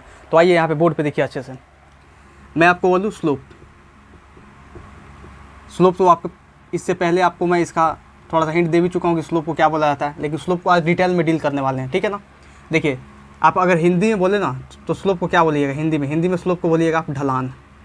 ढलान कितना है भैया, स्लोप कितना है, ढलान कितना। मैथ में बोलिएगा तो इसको बोला था tan थीटा, इंग्लिश में बोलेगा तो स्लोप को स्लोप बोलेंगे, आया ना समझ में। तो कुछ ऐसा है इसका खेला, समझ में आ रहा है आपको, ऐसा है इसका कुछ खेला। देखिए अब नेक्स्ट मैं आपको पढ़ाने वाला हूँ वेरिएशन ऑफ स्लोप। तो वेरिएशन ऑफ स्लोप पढ़ाऊँगा आपको, वेरिएशन ऑफ स्लोप, इसमें 2 टॉपिक्स को डील करने वाले हैं हम। एक टॉपिक को डील करेंगे, पहला स्लोप क्या होता है, और दूसरा जो है मैग्नीट्यूड ऑफ स्लोप क्या होता है। ये दोनों अलग अलग बात है। स्लोप में हम बस स्लोप में हर चीज़ देखते हैं, नेगेटिव पॉजिटिव जीरो सब देखते हैं। मैग्नीट्यूड में हम देखते हैं क्या होता है, मैग्नीट्यूड में मॉड लगा देते हैं मैग्नीट्यूड ऑफ स्लोप में, समझ में आ रहा है। देखिए तो पहले मैं आपको बताने वाला हूँ स्लोप क्या होता है। आइए फर्स्ट डील करते हैं स्लोप से। मैं बोलूँगा स्लोप, आपको समझना है tan थीटा, मैं बोलूँगा स्लोप, आपको समझना है tan थीटा। यहाँ पे लिख दे रहा हूँ, मैं बोलूँगा स्लोप, मैं बोलूँगा स्लोप, आपको समझना है tan थीटा, आपको समझना है tan थीटा। समझ में आ रहा है ना, कहीं भी स्लोप लिखा हो उसको tan थीटा आप समझ लीजिए। इसको आप ऐसे ब्रैकेट स्टार मार्क करके लिख दीजिए, बहुत ज़्यादा इंपॉर्टेंट है। कितने सवाल को ये सोल्व कराने वाला है आप ये समझ भी नहीं सकते, 5 पे स्टार है ये, बहुत सारे क्वेश्चन को सोल्व कराएगा। मैं बोलूँगा स्लोप, आपको समझना है tan थीटा, मतलब स्लोप को ही tan थीटा मानना है आपको, ठीक है ना। अब देखिए स्लोप, पहला स्लोप। अब देखिए मैं आपको एक क्वेश्चन देता हूँ, मैं आपसे पूछूँ उसका स्लोप बताइए। पहला भैया क्वेश्चन ये है यहाँ पे कि ये एक स्ट्रेट लाइन ग्राफ मैं ड्रॉ करता हूँ, यहाँ पे ये ऐसा दिया हुआ है, ठीक है ना। मैं इससे पूछूँ आपका इसका स्लोप बताइए, इसका स्लोप बताइए आप, इसका स्लोप।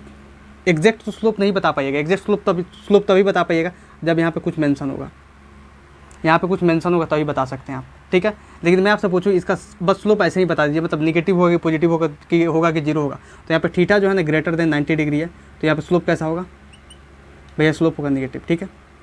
मैं अगर दूसरा सवाल आपको दे दूँ, दूसरा सवाल ऐसे, ये आइए, ये दिया है y, ये दिया है x, और ये जो है आपका कुछ ऐसा दिया हुआ है। मैं इसमें आपका स्लोप पूछ लूँ तो स्लोप क्या होगा, इस थीटा से डिटरमाइन करेंगे। थीटा अगर लेस देन 90 डिग्री है तो स्लोप आपका हो जाएगा पॉजिटिव। चलिए ये भी बता दिए आप। मैं अगर नेक्स्ट क्वेश्चन पूछूँ आपसे, ये हो गया दूसरा क्वेश्चन। अगर नेक्स्ट क्वेश्चन पूछूँ आपसे कि अगर मान लीजिए ऐसे दिया हुआ है तो y और x, तब बताइए स्लोप पॉजिटिव होगा कि नेगेटिव होगा कि क्या होगा, कि जीरो होगा। समझ में आ रहा है ना, पॉजिटिव नेगेटिव जीरो, मतलब 3 टाइप के स्लोप पे डील करना है, एक पॉजिटिव स्लोप पे, एक नेगेटिव स्लोप पे और एक जीरो स्लोप पे। इसका बताइए स्लोप। तो आप क्या कर रहे थे, ये एक्स एक्सिस से आप एंगल देख रहे थे इस स्ट्रेट लाइन का, एक्स एक्सिस से आप एंगल देख रहे थे स्ट्रेट लाइन का, इस स्ट्रेट लाइन का एक्स एक्सिस से एंगल देखिए, एक्स एक्सिस कौन है, यही है, और स्ट्रेट लाइन इसी के पैरेलल है, मतलब थीटा क्या है, जीरो है। थीटा जीरो मतलब टेन थीटा क्या हो जाएगा, ये भी जीरो, टेन थीटा जीरो मतलब स्लोप जीरो। ऐसा समझ में आपको। और आप हिंदी से भी समझ लीजिए, ढलान होता है भैया, तो ढलान तो ये दिख रहा है कि हाँ यहाँ से अगर बॉल डाले तो ये नीचे ढुलक के नीचे आ जाएगा, यहाँ पे बॉल डाले तो ढुलक के नीचे आएगा, क्योंकि ढलान है, इसमें भी ढलान है। लेकिन यहाँ पे कहाँ ढलान है, बॉल जहाँ रखेंगे वहीं पे रहेगा, यहाँ पे ढलान है नहीं, सीधा है। तो इससे भी समझ में आ रहा है, हिंदी से भी फील आ रहा है कि हाँ यहाँ पे ढलान नहीं है, इसीलिए स्लोप मतलब स्लोप है ही नहीं, मतलब स्लोप जीरो है। नहीं है का मतलब क्या होता है, जीरो है। समझ में आ रहा है ना। यहाँ टेन थीटा से मैथ से भी समझ में आ गया आपको कि मैथ से भी जीरो आ रहा है स्लोप, क्योंकि ये 0 डिग्री एंगल बना रहा है, एक्स एक्सिस से देखा जाता है। तो अगर मैं आपसे ये नेक्स्ट क्वेश्चन पूछ दूँ, नेक्स्ट क्वेश्चन ये पूछ दूँ कि मान लीजिए कि कुछ मतलब एक मैं ऐसे क्वेश्चन दे दूँ आपको कि एक यहाँ से ऐसे उठा, ठीक है, फिर ऐसे जाके ऐसे गया, ठीक है। मैं आपसे पूछ दूँ कि यहाँ पे एक स्लोप बताइए, एक यहाँ पे स्लोप बताइए और एक यहाँ पे स्लोप बताइए, ये पॉइंट ए पे, ये पॉइंट बी पे और ये पॉइंट सी पे। तो आप कैसे बनाइएगा, आप कैसे बताइएगा। अब इस सवाल का जवाब पाने के लिए, इस क्वेश्चन का आंसर पाने के लिए आपको थोड़ा वेट करना पड़ेगा, ठीक है ना। आपने तो ये देख लिया कि हाँ स्ट्रेट लाइन बन गया, स्ट्रेट लाइन बन गया, स्ट्रेट लाइन बन गया तो क्या होगा, लेकिन ऐसा कर्व आ जाए तो कैसे स्लोप आप डिटरमाइन कीजिएगा, समझ रहे हैं ना। टेंजेंट ड्रॉ करके करते हैं। देखिए मैं यहाँ पे बता रहा हूँ कि to determine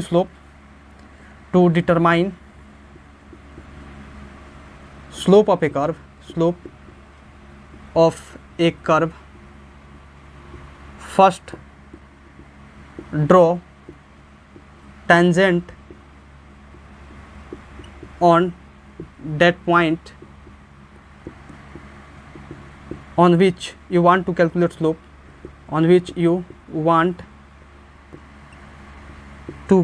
slope, calculate slope to determine slope of a curve. First draw tangent on that point on which you want to calculate slope and look what angle, either theta less than 90 degree or theta greater than 90 degree or theta 0 angle it makes with x axis in anti clockwise direction। ये आपको समझ में आ गया, ये line आपको समझ में आ गया तो समझ लीजिए सब कुछ समझ में आ जाएगा। मैं क्या लिखा हूँ कि स्लोप डिटरमाइन करने के लिए क्या करना पड़ेगा आपको, अगर स्लोप मतलब पता करना है, स्लोप अगर जिस पॉइंट का पता करना है उस पॉइंट पे चुपचाप एक टेंजेंट ड्रॉ कीजिए। टेंजेंट समझते हैं ना, टेंजेंट ड्रॉ कीजिए चुपचाप। जैसे मैं बोलूँ यहाँ पे एक सर्कल है, यहाँ पे टेंजेंट ड्रॉ करना है इस पॉइंट पे, तो ये होता है टेंजेंट। इस पॉइंट पे टेंजेंट ड्रॉ करना ये होता है टेंजेंट। इस पॉइंट पे टेंजेंट ड्रॉ करना ये होता है टेंजेंट। समझ में आया ना आपको टेंजेंट क्या होता है, आया समझ में आपको। चलिए आया होगा, ये तो आता होगा, 100% को आता होगा। मैं ऐसा नहीं कर सकता किसी को नहीं आता होगा, बहुत आसान चीज़ है, ठीक है। तो आपको क्या करना है, जिस पॉइंट का स्लोप कैलकुलेट करना है वहाँ पे टेंजेंट ड्रॉ करना है। टेंजेंट ड्रॉ करने के बाद उसको देखना है एक्स एक्सिस से वो टेंजेंट जो है कितना एंगल मतलब बना रहा है, थीटा लेस देन 90 डिग्री बना रहा है या थीटा ग्रेटर देन 90 डिग्री बना रहा है या थीटा 0 बना रहा है। अगर थीटा ग्रेटर देन 90 डिग्री बना रहा है तो स्लोप होगा आपका negative, theta less than 90 degree बना रहा है तो स्लोप होगा आपका पॉजिटिव, अगर थीटा 0 बना रहा है तो स्लोप 0। तो यहाँ पर मैं लिख दे रहा हूँ कि अगर थीटा ग्रेटर देन 90 डिग्री बनाएगा तो स्लोप होगा निगेटिव, अगर थीटा लेस देन 90 डिग्री बनाएगा तो स्लोप होगा पॉजिटिव, लेकिन अगर थीटा 0 बनाया तो स्लोप होगा 0। आया समझ में आपको, चलिए इसे नोट कीजिए। मैंने तो चलिए नेक्स्ट मैं आपको बताता हूँ जहाँ पे आपको समझ में आएगा कि स्लोप का असली फील क्या होता है। देखिए मैं आपको एक क्वेश्चन देता हूँ, क्वेश्चन नहीं इसे कॉन्सेप्ट ही समझिए, कंपेयर स्लोप, ठीक है।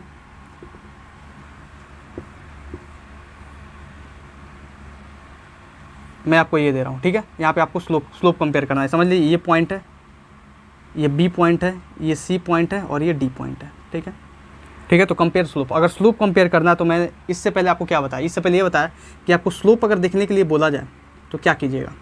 स्लोप देखने के लिए बोला जाए तो पहले टेंजेंट ड्रॉ कीजिएगा।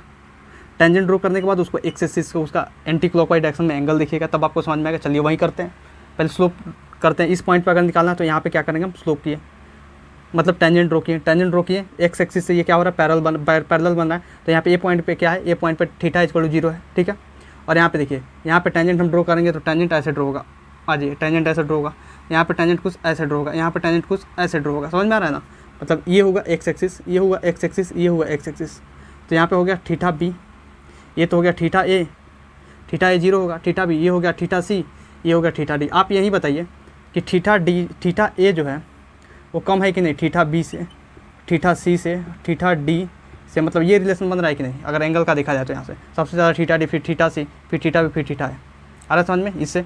तो ऐसे लिख सकते हैं आप, टेन थीटा जो है ए का वो कम होगा टेन थीटा बी से, टेन थीटा बी से, टेन थीटा बी का टेन थीटा सी से कम होगा, टेन थीटा सी का टेन थीटा डी से कम होगा। आ रहा है समझ में आपको? आपको यहीं से फील आ जाना चाहिए, इसलिए मैं आपको बेसिक मैथ्स में ये कराया था सबसे पहले, समझ में आ रहा है ना, इसी दिन के लिए। और ये तो भर भर के यूज होने वाला है काइनेमेटिक्स मार्केट। पहले तो यहाँ पे देखिए, ये तो झांकी है, अभी सब कुछ बाकी है, देखिए यहाँ पे। तो यहाँ पे हम बोल देंगे स्लोप जो है ए का सबसे कम होगा, फिर स्लोप बी का उससे ज़्यादा होगा, फिर स्लोप उससे ज़्यादा होगा सी का, फिर स्लोप उससे ज़्यादा होगा डी का। आया समझ में आपको?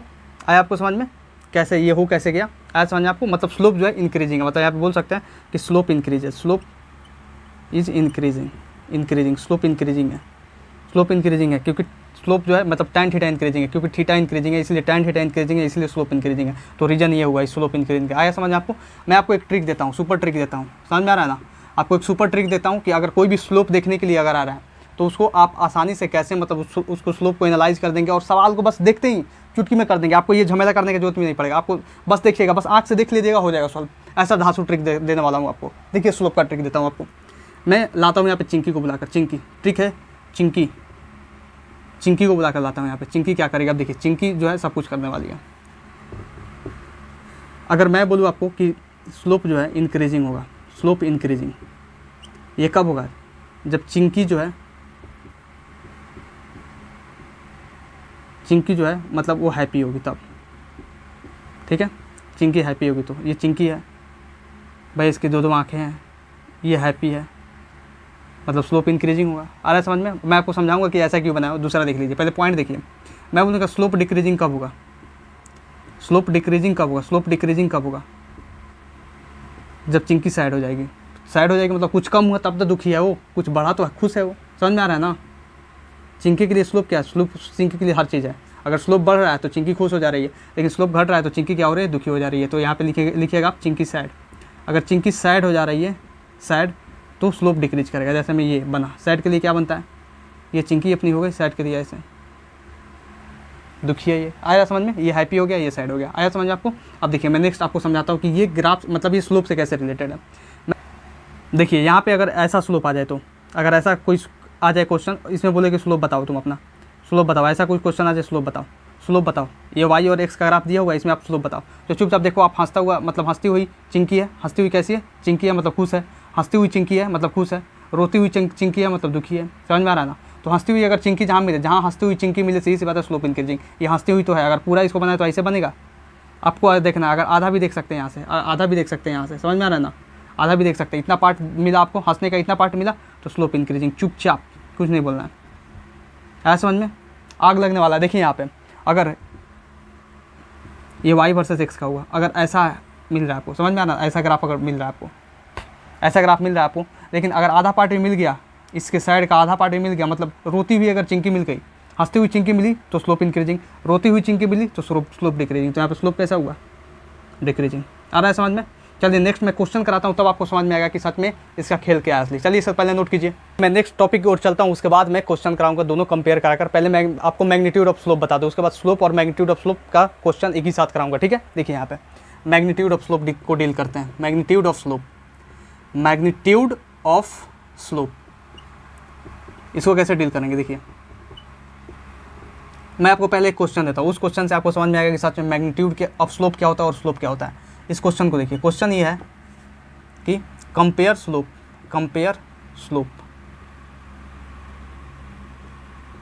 एंड मैग्नीट्यूड ऑफ स्लोप,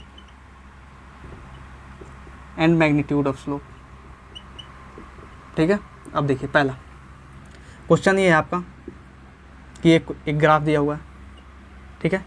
इस ग्राफ में एक ग्राफ दिया हुआ है, इस ग्राफ में ये भैया अपना y है और ये x है, ठीक है? ये एक दिया हुआ है ऐसे, एक ऐसे दिया हुआ है और एक ऐसे दिया हुआ है, ठीक है?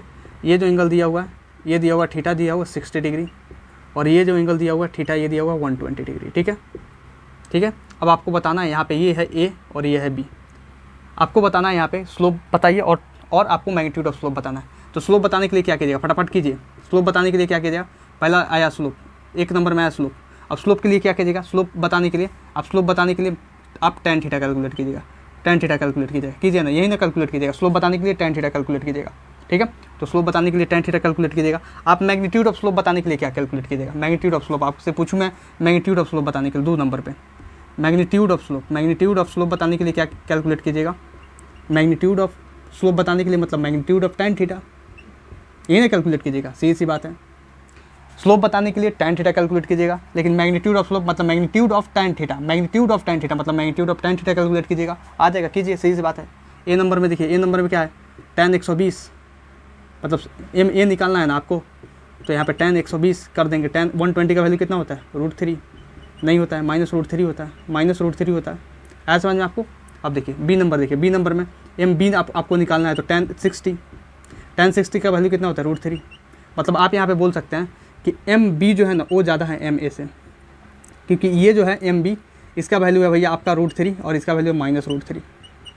तो स्लोप जो है B का ज़्यादा है A से, स्लोप B का ज़्यादा है A से। कैसे? B का जो है ना स्लोप ज़्यादा है A से, आप इस लॉजिक से बोल सकते हो। समझ में आ रहा है ना? मतलब स्लोप और मैग्नीट्यूड ऑफ स्लोप का यहाँ पे फील देखो। अब कैसे मैं आपको फील दिलाता हूँ हर एक चीज़ का, आपको मज़ा आ जाएगा देख के इसको। इससे पहले ऐसा फील मतलब आप लिए भी नहीं होगे, मैं ऐसा फील दिलाने वाला हूँ। बहुत संघर्ष से सीखा है इसको, बहुत संघर्ष से। देखो आप यहाँ पे, अब मैग्नीट्यूड ऑफ मैं स्लोप बोलता हूँ, तो ए का देखिए, मैग्नीट्यूड ऑफ स्लोप निकालना है, तो मैग्नीट्यूड ऑफ स्लोप निकालना है ए का देखिए, तो मैग्नीट्यूड ऑफ tan थीटा निकलेगा, मतलब tan 120 निकलेगा। तो tan 120 का वैल्यू कितना होता है? -√3 होता है ना। इसका मैग्नीट्यूड देख लेंगे, इसका मैग्नीट्यूड कितना आएगा? √3 आया आपको समझ? अब बी का देखिए, अब मैं MB बोलूँ आपको निकालने के लिए, मैं मतलब स्लोप मतलब magnitude of slope of B, तो tan 60 निकालिएगा। tan 60 निकालिएगा तो कितना होगा? tan 60 का वैल्यू होता है √3, इसका भी मैग्नीट्यूड √3 ही होगा, सही सी बात है। मतलब ये भी √3, ये भी √3, मतलब आप बोल सकते हैं MA बराबर MB। किसका? मतलब मैग्नीट्यूड इसका बराबर होगा। समझ में आ रहा है ना आपको? क्योंकि इसका भी वैल्यू √3 आ गया, इसका भी वैल्यू √3 आ गया। आया समझ में आपको? तो मैग्नीट्यूड दोनों में सेम है, लेकिन स्लोप जो है, मतलब स्लोप देखा जाए तो स्लोप जो है डिफरेंट है, लेकिन मैग्नीट्यूड ऑफ स्लोप जो है वो सेम है। आ रहा है समझ में आपको? आपको इससे क्या फील आया? आपको यही फील आया कि इन दोनों में जो है बहुत ज़मीन आसमान का फ़र्क है। स्लोप देखा जाए तो माइनस प्लस सबके साथ बोलना है, लेकिन मैग्नीट्यूड ऑफ स्लोप देखा जाए तो सिर्फ पॉजिटिव वैल्यू, क्योंकि मोड लग गया ना उसमें। ऐसा समझ में आपको? देखिए, चलिए मैं आपको फील दिलाता हूँ इसका। यहाँ पे देखिए मैग्नीट्यूड ऑफ स्लोप का, मैग्नीट्यूड ऑफ स्लोप का फील तो आ गया। अब देखिए नेक्स्ट, मैं आपको बोलूँ कि एक क्वेश्चन दे रहा हूँ, मैग्नीट्यूड ऑफ स्लोप आपको देखना है। पहले क्वेश्चन छोड़िए, पहले इसका बता दूँ कि एक यहाँ पे सुपर ट्रिक समझिए, सुपर ट्रिक। मैं हर चीज़ का एक सुपर ट्रिक तो देता ही हूँ। ये हैक है, हैक समझिए। अगर ये हैक आपको पता होगा तो कर लीजिएगा। आपको अगर मैग्नीट्यूड ऑफ स्लोप देखना था तो क्या कर रहे थे आप? आपको स्लोप देखना था तो ये कर रहे थे कि आप एक टेंजेंट ड्रॉ कर रहे थे, उसके बाद आप एक्स एक्सिस से एंगल देख रहे थे उसका, कि अगर थीटा लेस देन 90 डिग्री है तो भैया यहाँ पे tan थीटा मतलब स्लोप जो होगा पॉजिटिव होगा। अगर थीटा ग्रेटर देन 90 डिग्री है तो स्लोप जो है निगेटिव होगा। अगर थीटा जो है 0 डिग्री है तो स्लोप जो होगा 0 होगा। इस लॉजिक से आप स्लोप देख लिया आपने। लेकिन मैग्नीट्यूड ऑफ स्लोप अगर आपको देखना है तो क्या कीजिएगा? मैग्नीट्यूड ऑफ स्लोप देखने के लिए आप एक चीज़ को फॉलो कीजिए, एक चीज़ को फॉलो कीजिए। पूरे ग्राफ में, पूरे कर्व में, कर्व लिखिए, पूरे कर्व में देखिए कि स्लोप 0 कहाँ हो रहा है, कि स्लोप देखना है, स्लोप 0 कहाँ हो रहा है, 0 कहाँ हो रहा है, 0। इस चीज़ को आप ऐसे घेर दीजिए, 0 कहाँ हो रहा है, 0 कहाँ हो रहा है, बस यही देखना है, हो रहा है, बस इतना लिखिए आप। उसके बाद मैं आपको समझ लीजिए आपका दिमाग में खोल कर रख देने वाला हूँ। तो चलिए नेक्स्ट क्वेश्चन की तरफ हम बढ़ते हैं और ये क्वेश्चन देखते हैं। ये क्वेश्चन से आपको समझ में आने वाला है कि स्लोप और मैग्नीट्यूड ऑफ स्लोप का असली जो है फील क्या है। तो चलिए इस क्वेश्चन को सोल्व कीजिए, उसके बाद समझ में आएगा स्लोप में आपको क्या देखना है और मैग्नीट्यूड ऑफ स्लोप में क्या देखना है। मैं आपको ऑलरेडी बता चुका हूँ। स्लोप में आपको देखना है कि हंसती हुई अगर चिंकी होगी, मतलब हैप्पी चिंकी होगी तो स्लोप इंक्रीजिंग होगा, अगर सैड चिंकी होगी तो स्लोप डिक्रीजिंग होगा। मैग्नीट्यूड ऑफ स्लोप में आपको देखना है कि 0 कहाँ पे हो रहा है। समझ में आ रहा है? मतलब इसके ट्रिक और इसका ट्रिक, इसका दोनों ध्यान रखना है। तो यहाँ पे देखो आपको मैं बोलूँ स्लोप के लिए क्या करना है, हंसती हुई चिंकी देखना है। मतलब हंसती हुई चिंकी मतलब हैप्पी चिंकी है, ये ऐसे बनाए पूरा तो ऐसे हैप्पी चिंकी है ना, तो स्लोप इंक्रीजिंग, चुपचाप, और कुछ नहीं। यहाँ पे देखना है, यहाँ पर रोती हुई चिंकी है, रोती हुई चिंकी मतलब सैड चिंकी है, सैड तो ऐसे ही ना बनता है, तो स्लोप डिक्रीजिंग, और कुछ नहीं, हो गया खत्म। यहाँ पे ये हंसती हुई चिंकी है, पूरा ये कैसे जाएगा, ये ऐसे जाएगा, तो हंसती हुई चिंकी है तो इंक्रीजिंग। स्लोप के लिए वो यहीं देखना है, हंसती हुई चिंकी, रोती हुई चिंकी। ये क्या है, ये आपका क्या है, ये रोती हुई चिंकी है, रोती हुई तो ऐसे ही ना बनेगा, रोती हुई, तो ये स्लोप डिक्रीजिंग। आया समझ में आपको? मतलब हंसती हुई चिंकी, रोती हुई चिंकी देखना, और कुछ नहीं देखना है यहाँ पे, मतलब सैड चिंकी और हैप्पी चिंकी देखना। मैग्नीट्यूड ऑफ स्लोप के लिए देखिए, मैग्नीट्यूड ऑफ स्लोप के लिए क्या कीजिएगा, कहाँ पे 0 हो रहा है पहले ये देखिए, जो है स्लोप का वैल्यू जहाँ पे 0 होगा ना वहाँ पे बस देख लीजिए, उसके बाद समझ में आएगा आपको। मैं फील दिला दूंगा इसको। देखिए स्लोप 0 कहाँ पे हो रहा है, स्लोप यहाँ पे 0 हो रहा है, मतलब यहाँ पे 0 था और कुछ हो गया, मतलब स्लोप 0 था, 0 से कुछ हो गया, स्लोप 0 से कुछ स्लोप हो गया, मतलब मैग्नीट्यूड ऑफ स्लोप क्या होगा, इंक्रीजिंग है। मैग्नीट्यूड ऑफ स्लोप इंक्रीजिंग, मतलब इंक्रीजेज लिख सकते हैं। मैग्नीट्यूड ऑफ स्लोप कैसा है, इंक्रीज हो गया, पहले जीरो था इंक्रीज हो गया।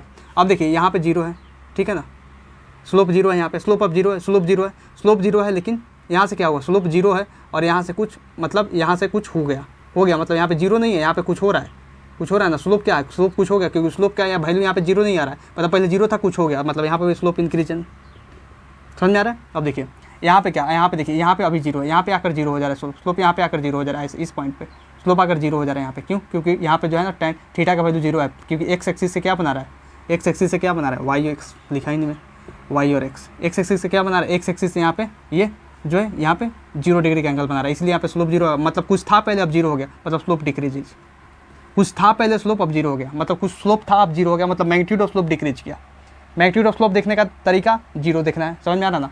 यहाँ पे देखो, यहाँ पे जीरो कहाँ पे, यहाँ पे जीरो ऐसे होगा, समझ में आ रहा ना, ये ऐसे आ गया कर्व, तो जीरो यहाँ पे है, स्लोप जीरो है यहाँ पे, मतलब पहले कुछ था अब जीरो हो गया, मतलब स्लोप यहाँ पर भी डिक्रीज। आया समझ में, नहीं आया समझ में, देखिए मैं समझाता हूँ, फिर से देखिए मैं एक बार और दिमाग लगाइए। स्लोप के लिए देखना है, स्लोप के लिए आपको ये देखना है कि सैड चिंकी और हैप्पी चिंकी, मतलब रोती हुई चिंकी अगर नजर आई, अगर सैड चिंकी नजर आई तो स्लोप डिक्रीज करेगा, अगर हंसती हुई चिंकी नजर आई, अगर हैप्पी चिंकी नजर आई तो स्लोप इंक्रीज करेगा, समझ में आ रहा है ना, ये देखना है। तो यहाँ पे क्या है, हैप्पी चिंकी स्लोप इंक्रीजिंग, यहाँ पे सैड चिंकी स्लोप डिक्रीजिंग, यहाँ पे हैप्पी चिंकी स्लोप इंक्रीजिंग, यहाँ पे सैड चिंकी स्लोप डिक्रीजिंग। आया समझ में आपको। अब मैग्नीट्यूड ऑफ स्लोप के लिए, मैग्नीट्यूड ऑफ स्लोप के लिए देखना है कि स्लोप जीरो कहाँ हो रहा है, स्लोप जीरो यहाँ पे है, कुछ स्लोप हो गया, मतलब स्लोप जीरो से कुछ हो गया, जीरो से कुछ हो गया मतलब स्लोप इंक्रीजेज, स्लोप इंक्रीजेज तो मैग्नीट्यूड ऑफ स्लोप इंक्रीजेज, समझ आना। यहाँ पे स्लोप जीरो था, स्लोप कुछ हो गया, मतलब स्लोप इंक्रीज हुआ, slope increase, magnitude of slope increase हुआ। यहाँ पे स्लोप मतलब जीरो हो गया, कुछ था जीरो हो गया तो मैग्नीट्यूड ऑफ स्लोप डिक्रीज हो गया। यहाँ पे जीरो हो गया, पहले कुछ था यहाँ पे, लेकिन यहाँ पे जीरो हो गया तो स्लोप डिक्रीज है, मैग्नीट्यूड ऑफ स्लोप डिक्रीज है। आगे समझ आपको कैसे हुआ ये, मतलब स्लोप और मैग्नीट्यूड ऑफ स्लोप में देखिए बहुत सारा डिफरेंस है। यहाँ पे इंक्रीजेज है तो यहाँ पे इंक्रीजेज है, यहाँ पे इंक्रीजिंग है तो यहाँ पे डिक्रीजिंग है, तो यहाँ पे इंक्रीजिंग है, यहाँ पे इंक्रीजिंग है तो यहाँ पे डिक्रीजिंग है, यहाँ पे डिक्रीजिंग है तो यहाँ पे डिक्रीजिंग है। मतलब ऐसा नहीं है मैच कर रहा है तो बस स्लोप में ये मैच कर रहा है और ये मैच कर रहा है, जहाँ पे स्लोप और मैग्नीट्यूड ऑफ स्लोप दोनों बराबर है, इस कंडीशन में, इस कंडीशन, लेकिन इस कंडीशन में डिफरेंट, तो आपको फील आना बहुत ज़्यादा जरूरी है। चलिए इसे नोट कीजिए। मैं now moving towards the next question देखिए, नेक्स्ट क्वेश्चन है ये, आपको क्या करना है, ए बी और सी और डी पे स्लोप बताना है, स्लोप क्या होगा, ठीक है। आप बताइए यहाँ पे स्लोप क्या होगा, तो इसके लिए क्या कीजिएगा, टेंजेंट ड्रॉ कीजिएगा। यहाँ पे मैं क्वेश्चन दे रहा हूँ, क्वेश्चन ये है कि कमेंट ऑन स्लोप, स्लोप पे कमेंट करना है, ठीक है। अब बताइए यहाँ पे स्लोप पे कमेंट करना है, तो ए पे बताइए, तो ए पे क्या है, ए पे टेंजेंट ड्रॉ कीजिए चुपचाप ऐसे, बी पे टेंजेंट ड्रॉ कीजिए चुपचाप ऐसे, सी पे टेंजेंट ड्रॉ कीजिए चुपचाप ऐसे, और डी पे ऐसे। समझ में आया ना आपको। तो मैं आपको बताऊँ तो स्लोप बताइए, यहाँ पे जो है थीटा है लेस देन 90 डिग्री है, यहाँ पे भी थीटा लेस देन 90 डिग्री है, समझ रहे हैं। यहाँ पे थीटा बराबर 0 डिग्री है, लेकिन यहाँ पे जो थीटा है, यहाँ पे थीटा ग्रेटर देन 90 डिग्री है। तो यहाँ पे देखा जाए तो यहाँ पे क्या होगा, ए पॉइंट पे मैं इधर लिखता हूँ, ए पॉइंट पे जो है स्लोप जो होगा एम एट ए पॉजिटिव होगा। आ रहा है समझ में आपको।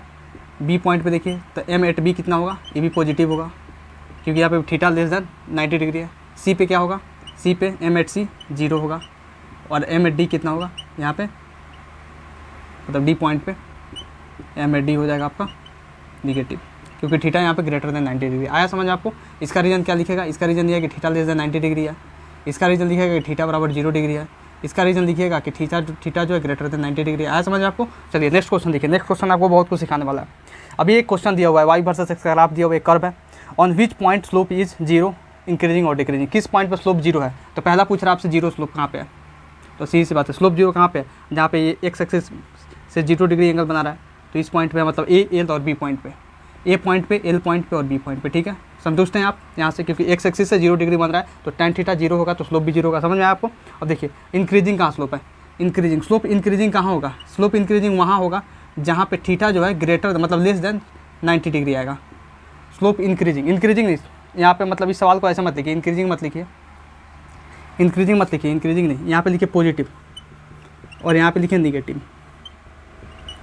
देखिए यहाँ पे मैं बोलूँ स्लोप पॉजिटिव कहाँ पे होगा, स्लोप पॉजिटिव कहाँ पे होगा, स्लोप पॉजिटिव वहाँ होगा जहाँ पे theta less than 90 degree, theta less than 90 degree कहाँ पे, एक्स पॉइंट पे, यहाँ पे एक्स पॉइंट पे, बस एक ही पॉइंट पे, यहाँ पे और एक पॉइंट ले लीजिए, एस पॉइंट ले लीजिए, तो एस पे है और एक्स पे है, मतलब यहाँ पे थीटा लेस देन 90 डिग्री, यहाँ पे भी थीटा लेस देन 90 डिग्री है, मतलब यहाँ पे बोल सकते हैं आप कौन कौन सा पॉइंट है, एक्स और एस।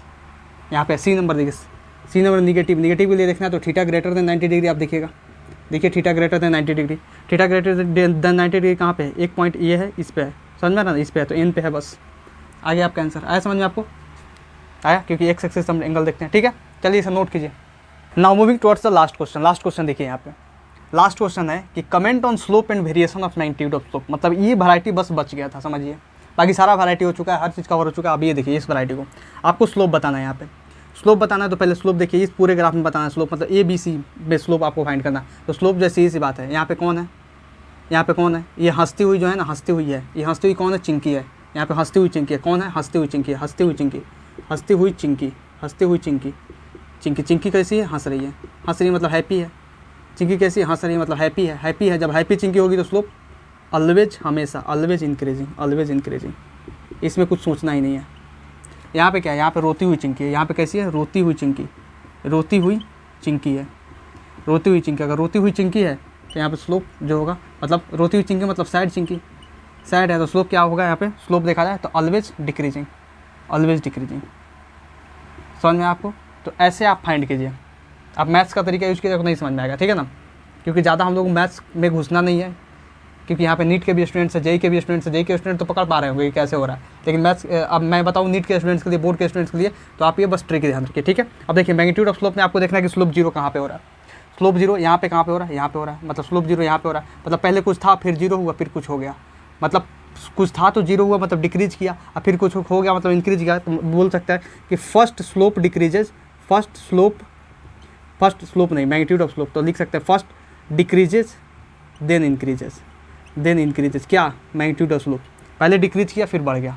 आया समझ आपको? देखिए यहाँ पे स्लोप क्या हुआ, यहाँ पे भी स्लोप जीरो है। पहले जीरो फाइंड करना आपको, तो पहले कुछ था अब जीरो हुआ फिर बढ़ गया, मतलब पहले कुछ था तब ना जीरो हुआ, यहाँ पे कुछ था उसके बाद जीरो हुआ फिर कुछ हो गया, मतलब यहाँ पर भी वही होगा कि फर्स्ट डिक्रीजेज, क्योंकि जीरो हो गया, first decreases then increases, then increases. आया आपको समझ में? चलिए इसे नोट कीजिए, फटाक से नोट कीजिए इसे। तो चलिए आज के लिए बस इतना ही, और कल हम लोग पढ़ने वाले हैं डिफरेंशिएशन। कैलकुलस कल से चालू होगा, और कैलकुलस में बहुत ज़्यादा मजा आने वाला है। हर एक टाइप का डिफरेंशिएशन मैं आपको कराऊंगा, कोई भी मतलब ऐसा नहीं होगा जो छूट जाए। समझ में आ रहा है ना? तो चलिए थैंक यू वेरी मच, नमस्कार।